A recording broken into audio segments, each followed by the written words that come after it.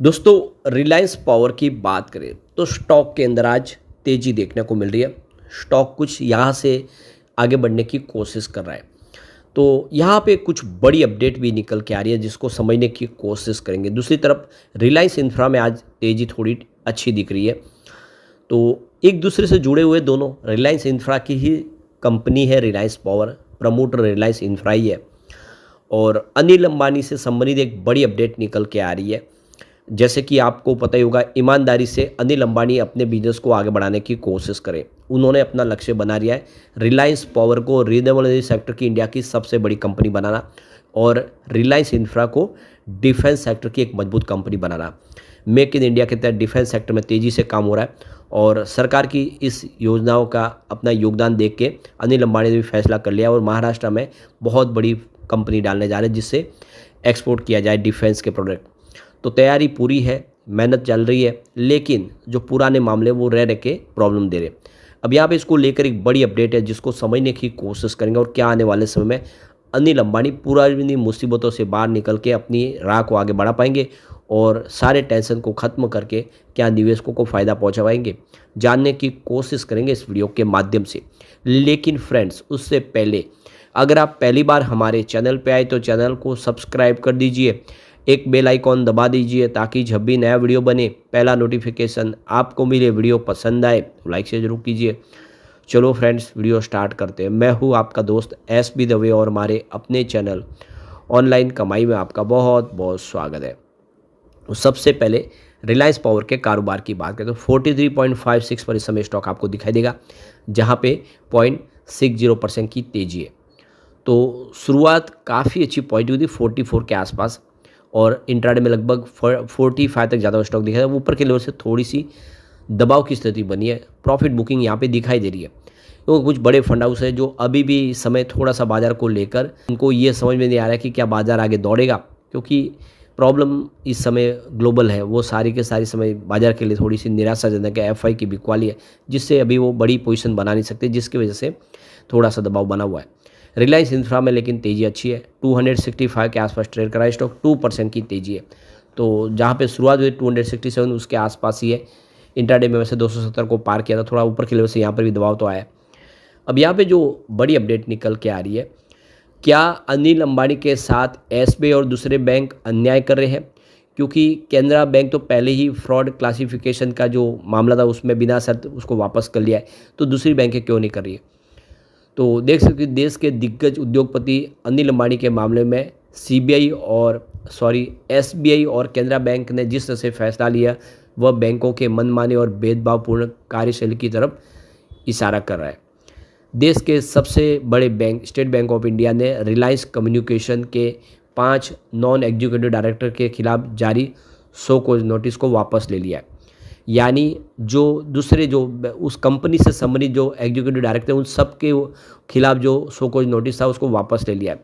इससे पहले 10 जुलाई 2025 को बॉम्बे हाईकोर्ट के सामने आरकॉम लैंडर्स केनरा बैंक ने भी उस फैसले को बिना शर्त वापस ले लिया था, जिसके तहत रिलायंस कम्युनिकेशन के अकाउंट और अनिल अंबानी को फ्रॉड क्लासीफाइड किया गया था। हाल के दिनों में एसबीआई की तरफ से अनिल अंबानी और रिलायंस कम्युनिकेशन को लेकर जिस तरह से फैसले लिए गए वह बैंक के मनमाने और भेदभावपूर्ण फैसलों का उदाहरण है। यह बैंक के कामकाज में ट्रांसपेरेंसी, फेयरनेस और बैंक के निर्णय लेने की प्रक्रिया की निष्पक्षता पर सीधा सीधा सवाल खड़ा करता है। इस पूरे मामले में सुप्रीम कोर्ट के प्रिंसिपल ऑफ नेचर जस्टिस की पूरी तरह से अनदेखी की गई है। स्टेट बैंक ऑफ इंडिया ने अनिल अंबानी को अपनी बात और अपना पक्ष रखने का मौका तक नहीं दिया। उनके खिलाफ पक्षपातपूर्ण फैसला लिया गया। उन्हें अपनी बात रखने का मौका तक नहीं मिला और बैंक ने एक तरफा फैसला ले लिया। इससे एसबीआई की जो रेपुटेशन है, जो विश्वसनीयता है, उस पर सवाल उठ रहे हैं, क्योंकि फाइनेंशियल इंस्टीट्यूशन के इस तरह के फैसलों का देखो कि रेपुटेशन और फाइनेंशियल कंडीशन पर बड़ा असर होता है। तो अनिल अंबानी को पर्सनल हियरिंग का मौका नहीं देना फंडामेंटल प्रिंसिपल के खिलाफ है। इससे भी महत्वपूर्ण यह है कि एसबीआई ने जुडिशियल और रेगुलेटरी फ्रेमवर्क को पूरी तरह से दरकिनार करते हुए यह पक्षपातपूर्ण फैसला लिया है। इससे पहले सुप्रीम कोर्ट और बॉम्बे हाई कोर्ट के सामने कई सारे मामले आए, जैसे कि एसबीआई वर्सेज राजेश अग्रवाल 2023, तत्कानोवस SBI 2022 और अंकित भुवलका वस IDBI बैंक 2025 और Milind Patel versus union bank of India 2024। इन तमाम मामलों में एक कॉमन बात यह है कि किसी अकाउंट को तब तक फ्रॉड घोषित नहीं किया जा सकता जब तक कि सारे दस्तावेज इस बात को साबित नहीं करते हो, और प्रभावित इंडिविजुअल को अपनी बात करने का मौका जरूर मिलना चाहिए। अनिल अंबानी के मामले में इन फैसलों की अनदेखी की गई, यानी उन्हें किसी प्रकार का मौका ही नहीं दिया गया और डायरेक्ट उनको फ्रॉड साबित किया गया। तो इससे इतर अगर रिजर्व बैंक ऑफ इंडिया की गाइडलाइन पर बात करें तो ये साफ कहता है कि बैंकों को सभी प्रिंसिपल को फॉलो करना जरूरी है।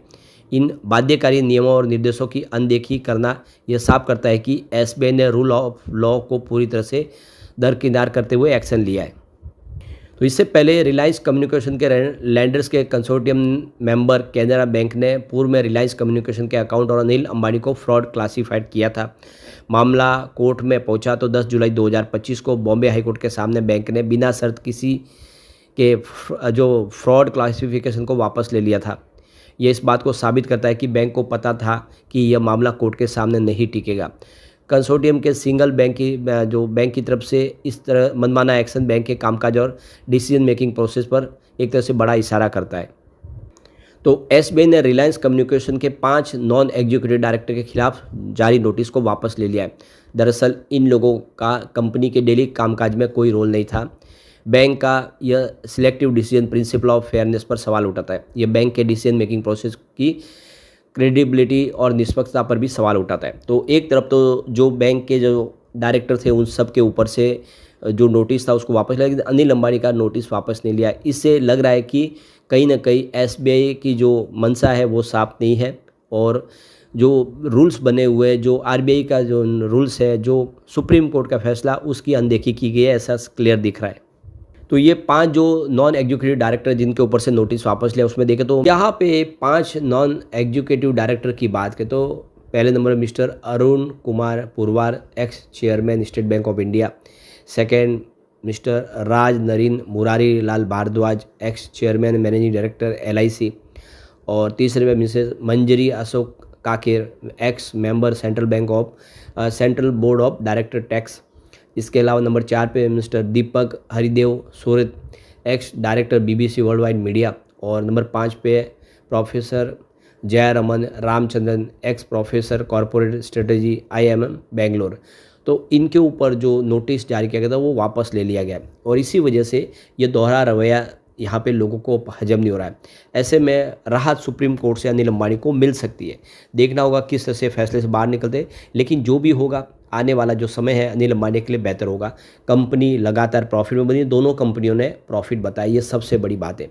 आप देखें इस बार जो Q1 रहा उसमें रिलायंस पावर और रिलायंस इंफ्रा दोनों ने ही प्रॉफिट बताया। कंपनी बिजनेस पटरी पे आ चुका है, और आने वाले समय उम्मीद है कि इन सारी मुसीबतों से बाहर निकल के रिलायंस पावर और रिलायंस इंफ्रा बेहतर करेंगे। लेकिन फ्रेंड्स, कोई भी इन्वेस्टमेंट करने से पहले अपने फाइनेंशियल एडवाइजर से एडवाइस ले ले या अपना खुद का रिसर्च करें, क्योंकि मैंने वीडियो आपके एजुकेशनल पर्पज़ के लिए ही बनाया। वीडियो पसंद आए तो लाइक से जरूर कीजिए और चैनल को सब्सक्राइब कर दीजिए। Thank you friends.